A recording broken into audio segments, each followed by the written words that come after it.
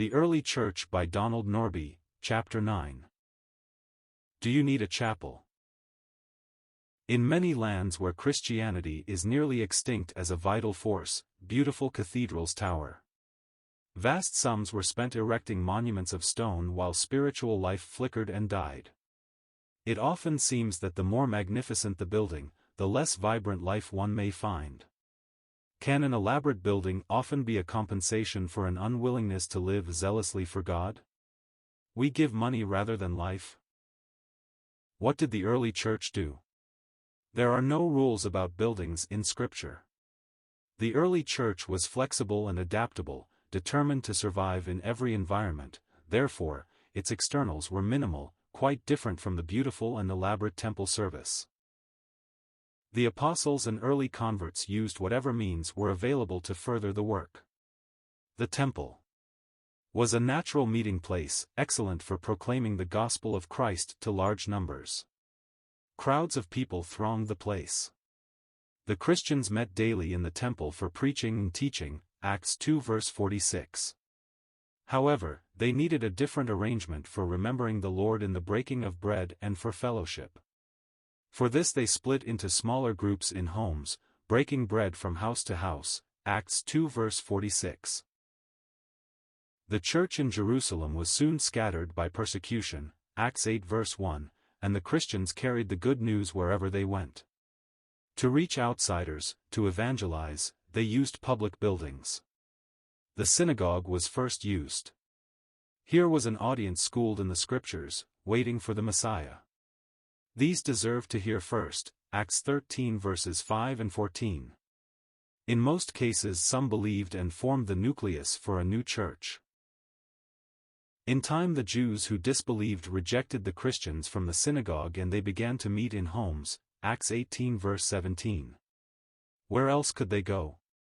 For evangelism they still went to public places, a riverside, Acts 16 verse 13, a marketplace, Acts 17 verse 17, a school building, Acts 19 verse 9, and one could always go from house to house, knocking on doors, telling out the good news, Acts 20 verse 20. It was a vibrant, aggressive ministry.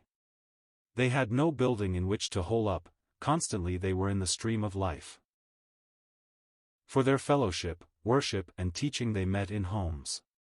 Perhaps one home with a large room would be used regularly. Expenses were at a minimum. Funds were used to support the poor and the Lord's servants, Acts 11 verse 29, Philippians 4 verse 16. It was all delightfully simple. Just how important is a building? Some Christians today are reluctant to start meeting because they have no church building. They feel they cannot do a work for God without a chapel. Some churches today are hesitant to leave liberal denominations because they do not hold title to their building. They feel they cannot carry on if they lose their chapel. Is it possible to be too dependent on a church building? What are some principles to remember?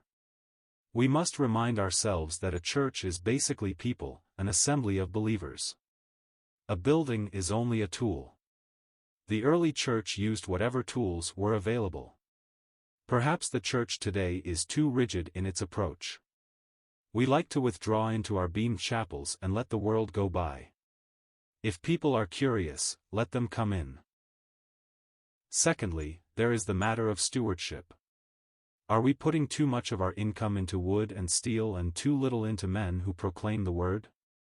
Is it possible to put too many thousands into a building we only use 2 or 3 days a week? Would a businessman regard this as the best use of capital in his business?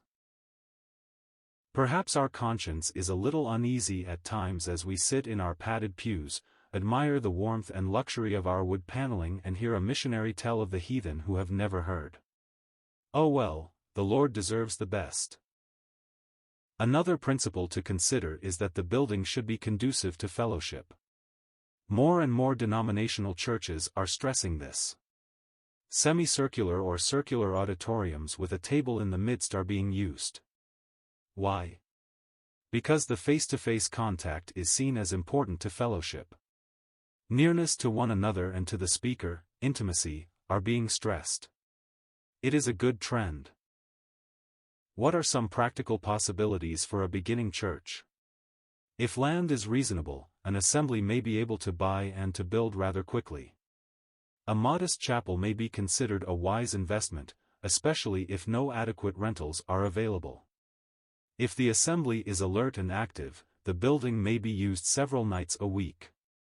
Such a group may meet in homes until the chapel is ready.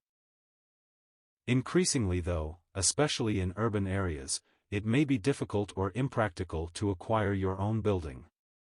Land is prohibitively high. Enough land may cost $20,000 to $50,000 or more. For a beginning group, this is astronomical. A seminary professor a few years ago predicted that soon it would be almost impossible to start new churches in metropolitan areas. Building costs would be too high. Is there any way out? A Christian publication, Christian Life, February, 1969, told of a pastor moving into an inner-city environment to start a church. The church now rents a union hall and is very happy with the facilities. Rent is low and the Spartan character of the building forces them to think in spiritual terms of worship. They have a flourishing, happy fellowship. An assembly starting in this way could have midweek prayer meetings in homes. A larger assembly could have several prayer meetings. This would stimulate more participation and interest. 1 or 2 elders could supervise each meeting. It is difficult to have larger Sunday services in homes. When a group first starts, it may be feasible, but with growth, there is usually not adequate room. Also, there is the parking problem, neighbors complaining, city zoning, etc. A lodge hall, union hall or women's club building may be the answer. Some churches may decide they never want to own a building. Their money can be put into evangelistic efforts, literature, men, rather than into brick and mortar. In fact, many churches are finding their most effective evangelism is done outside their chapels. Here we need vision and concern. Street evangelism, house-to-house visitation, home Bible studies, ladies' coffee hours, these are a few of the outreaches possible. For those who live where property is expensive, take courage. Effective assemblies can be formed and function even without owning a chapel.